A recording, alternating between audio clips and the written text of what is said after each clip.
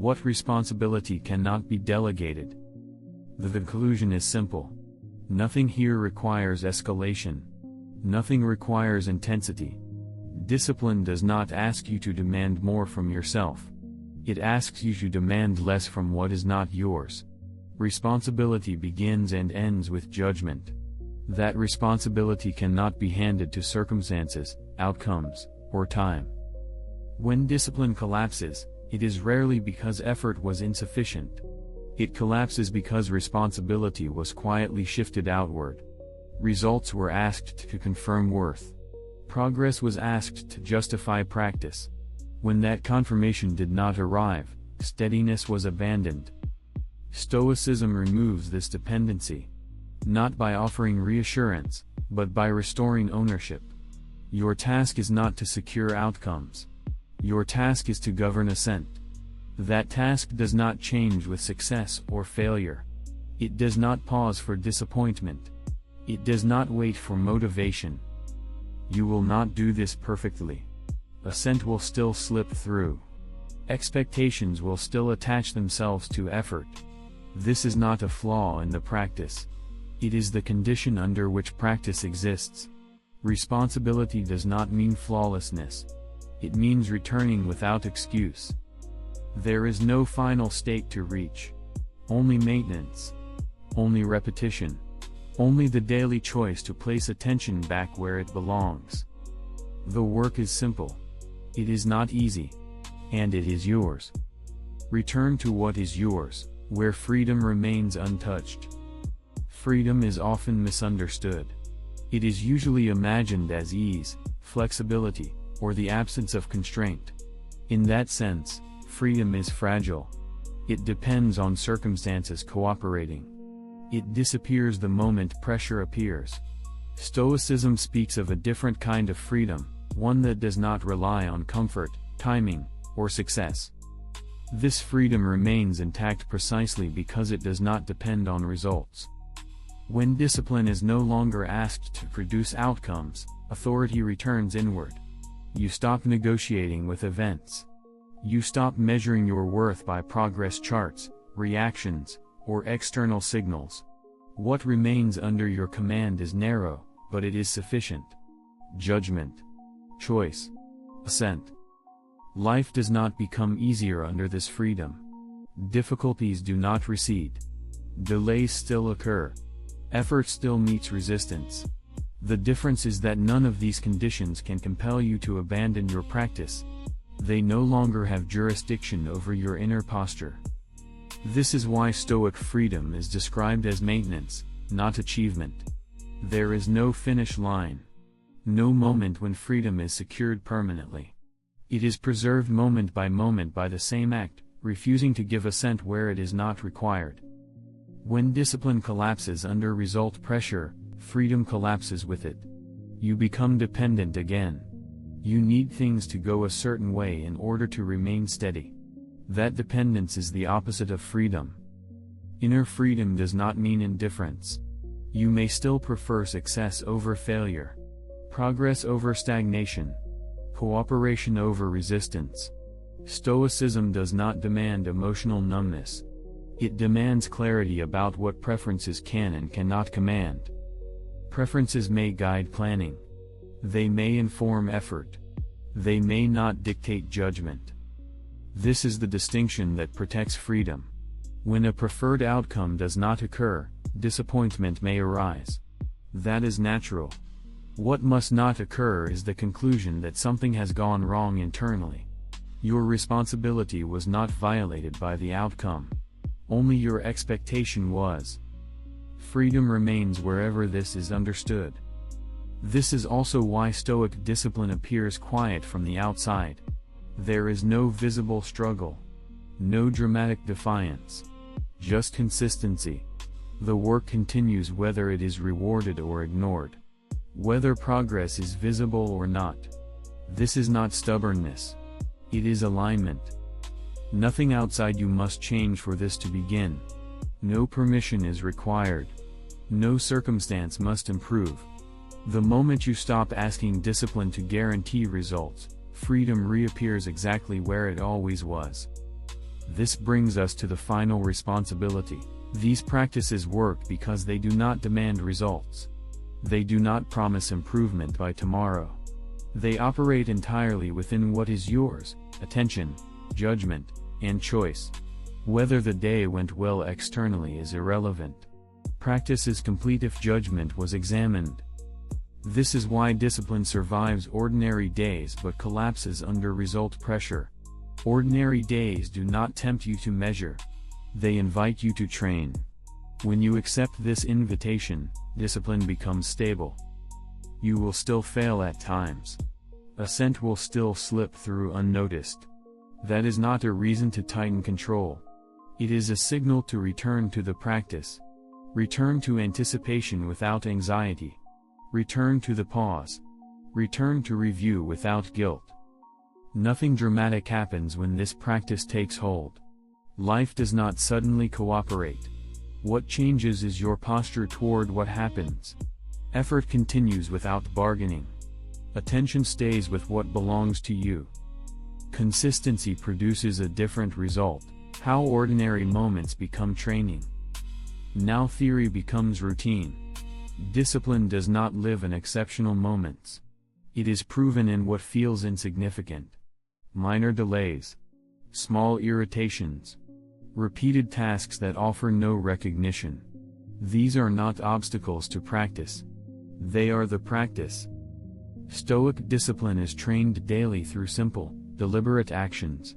Not with intensity. With accuracy. The first practice is anticipating impressions without anxiety. This does not mean imagining disasters or rehearsing fear. It means acknowledging, calmly and precisely, that inconvenience will appear. People will misunderstand. Plans will be delayed. Effort will not always show results. When this is expected accurately, impressions lose their power to surprise. Surprise is what often rushes assent. You do not say, "This will be unbearable." You say, "Something unpreferred may occur." This keeps judgment ready without tension. When the impression arrives, it is familiar. The mind is less likely to react automatically because it was not promised ease. The second practice is pausing before assent. This pause does not need ceremony. One breath is enough. The pause is not for calming emotion. It is for clarity. You are creating space between the impression and agreement. In that space, you ask a single question: is this judgment required? Often the answer is no. The irritation can exist without being justified. The disappointment can be felt without being endorsed. You do not argue with the impression. You simply withhold consent. This is discipline in its most precise form. The pause is small, but repetition strengthens it. At first, you may notice assent only after it has already happened. That is still practice. Recognition itself weakens the habit. Over time, the pause appears earlier. Discipline becomes quieter because it is faster. The third practice is the evening review, done without guilt or praise. At the end of the day, you look back briefly. Not to accuse. Not to congratulate. You examine where assent was given too quickly and where it was withheld successfully. This review is factual, not emotional. Guilt is not correction. Guilt is another unexamined judgment. It adds disturbance without improving clarity. Praise can be equally misleading if it creates attachment to performance. The review is simply observation. Here I agreed too quickly. Here I paused. Nothing more is needed. This is why early Stoic practice emphasizes preparation before difficulty. You train when stakes are low so that judgment holds when stakes rise. Force does the opposite. It waits for pressure, then tries to overpower it. This is backwards. Training is not dramatic. It looks like returning to the task without negotiation. It looks like noticing irritation and continuing without commentary. It looks like allowing discomfort to exist without assigning it meaning. None of this produces immediate reward. That is precisely why it works. When discipline is treated as training, results are no longer demanded. They may come, or they may not. Either way, the practice continues because its purpose is intact. Judgment is being refined. Attention is being steadied. Choice remains available. This is the crucial shift. Discipline is not about making yourself do things. It is about becoming someone whose judgments are not easily hijacked by impressions. When this distinction is missed, discipline becomes exhausting. When it is understood, discipline becomes sustainable. Training remains abstract unless it appears in daily life. Why discipline breaks under pressure? This is where most people misunderstand discipline. Discipline is commonly treated as force. You push. You restrain. You endure. You demand compliance from yourself until the task is done. This approach can work briefly, especially when motivation is high or stakes feel urgent. But it does not last. Pressure eventually exhausts attention, and when attention collapses, discipline goes with it. Force aims at results. Training aims at judgment. When discipline is treated as force, the mind is braced against resistance. You are not learning how to choose, you are attempting to overpower hesitation, discomfort, or doubt. This creates tension. The practice becomes something to survive rather than something to execute cleanly. Under pressure, attention narrows. The pause before assent disappears. Automatic judgments return. This is why demanding results is so damaging to discipline. The demand introduces pressure before the skill is stable. Instead of training how to respond to impressions, you pressure yourself to produce an outcome.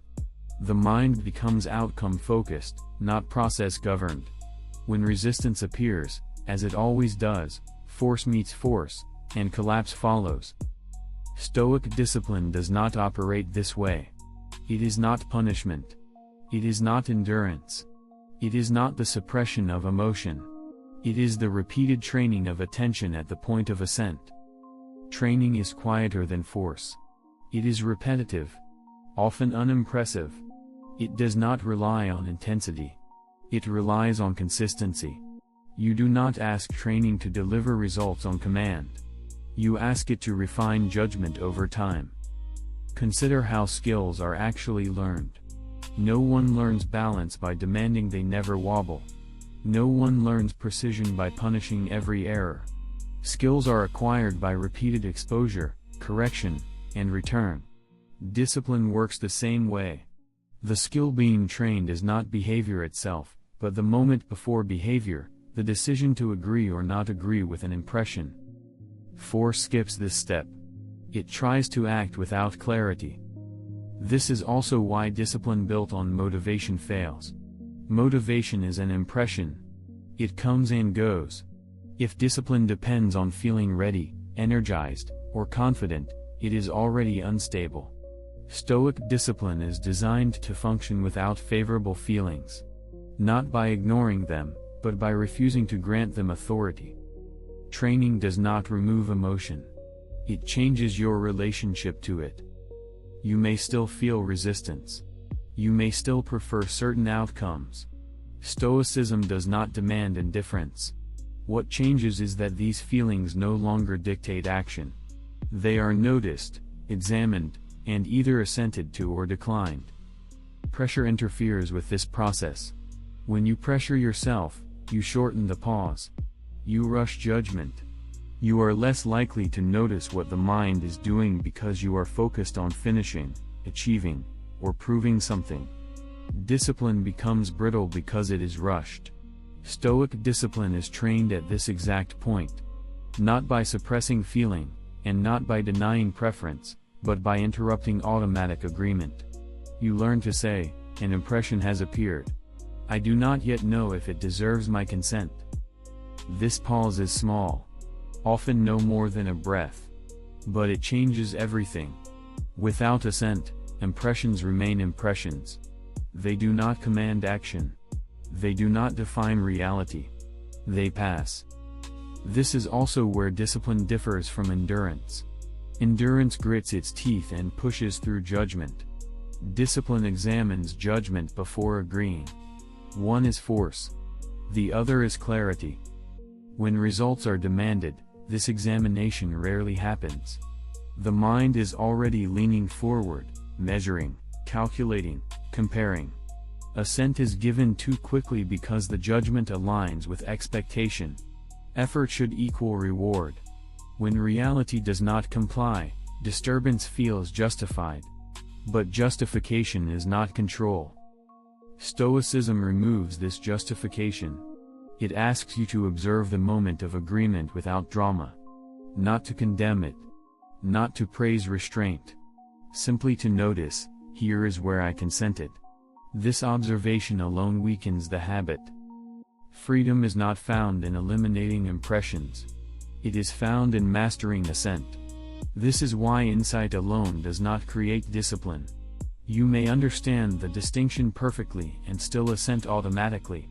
Training is required. Understanding the mechanism is not enough. It must be trained, where assent quietly locks you in. Now we look at what actually creates disturbance. It does not begin with events. It does not begin with difficulty. It begins at a smaller, faster point that is easy to miss. An impression appears, and the mind moves to agree with it.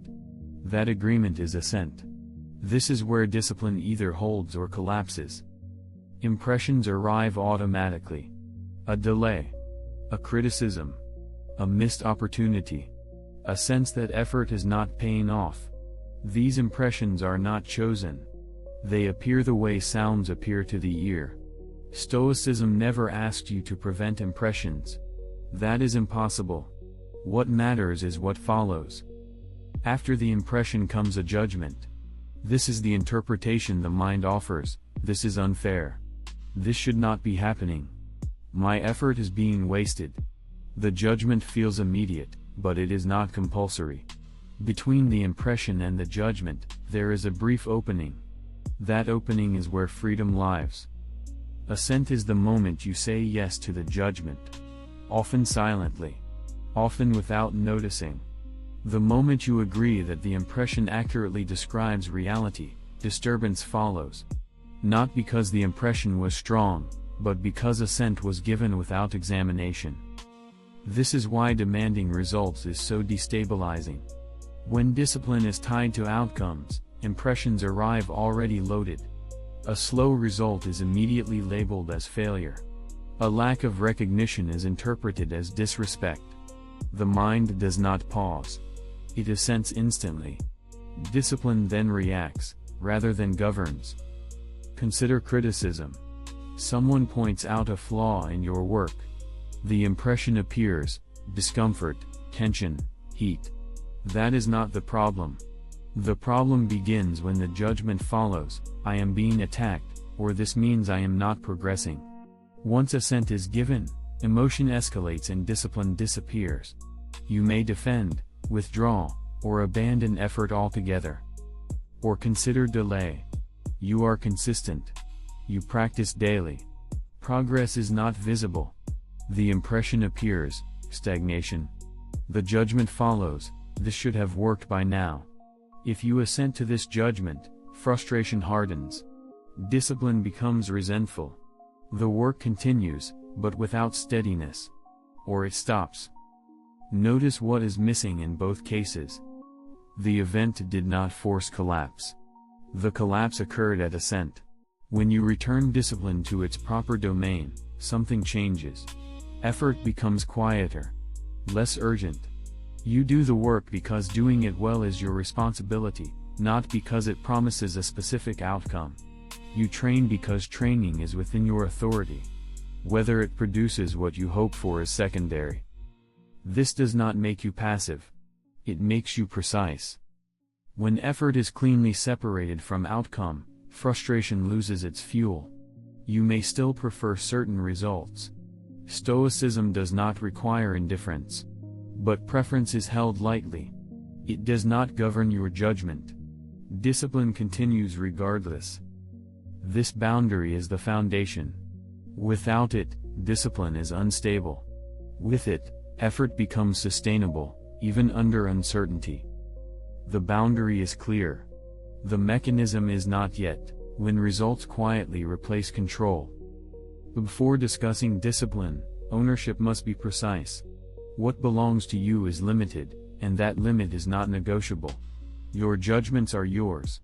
Your intentions are yours. Your choices, your refusals, your inner posture toward what appears, these are yours. Everything else is not. Outcomes are not yours. Timing is not yours.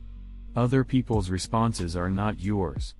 Even the final shape of your own efforts is partly outside your authority. Discipline collapses when this boundary is ignored. At first, the confusion is subtle. You begin with a practice, waking early, training regularly, studying carefully, speaking with restraint. These actions are within your control. But slowly, almost unnoticed, the goal shifts. The practice is no longer performed for its own integrity. It becomes a means to secure a result. Progress, praise, visible improvement, relief from uncertainty. The moment this happens, attention moves outward. Now discipline is no longer anchored in judgment. It is tethered to expectation. When the expected result does not arrive, frustration follows. Not because something bad happened, but because you quietly claimed authority over something that was never yours. Effort was offered, but a guarantee was demanded. The demand goes unanswered, and discipline begins to feel heavy, unfair, or pointless. Consider a simple example. You commit to consistent work on a skill. You show up daily. You concentrate. But improvement appears slow. If your discipline is tied to results, irritation sets in. You begin to question the value of the work. You may push harder, or abandon the practice entirely. Nothing external has changed. Only your judgment has shifted. You have mistaken outcome for ownership. Or consider restraint in conversation. You decide to speak less impulsively. To listen more carefully. This is within your control. But if the aim becomes being respected, admired, or understood in return, discipline weakens. When others fail to respond as hoped, resentment appears. Again, the error is not in the practice, but in confusing what belongs to you with what does not. Stoicism draws this line without compromise. You are responsible for your use of impressions, not for how the world responds to that use. Discipline is the care of what is yours. The moment it becomes a tool for managing what is not, it loses its stability. This is why demanding results is corrosive. It introduces an external condition into an internal practice. Discipline becomes conditional. It must be rewarded to be sustained. When reward is delayed or denied, discipline collapses, not because you lack strength, but because the foundation was misplaced. There is no hostility in this observation. Only clarity, when effort turns into pressure. Hold this point steady as we begin. Discipline collapses the moment you demand a result from it. Not because effort is wrong, but because the demand shifts your attention away from what belongs to you. Results do not. Outcomes do not. Recognition does not. The moment discipline is asked to guarantee a payoff, it is no longer discipline. It becomes negotiation with fate. This is the first Stoic truth that must be stated plainly: events are neutral. They do not carry meaning. They do not promise reward or punishment. What disturbs you is not what happens, but the judgment you attach to what happens. When discipline is tied to results, judgment quietly moves outward. You begin to measure yourself by outcomes you do not command. From there, frustration appears. You did the work, yet the result did not arrive. You followed the plan, yet circumstances interfered. Effort turns rigid. Attention narrows. Discipline becomes brittle because it is now dependent on external confirmation.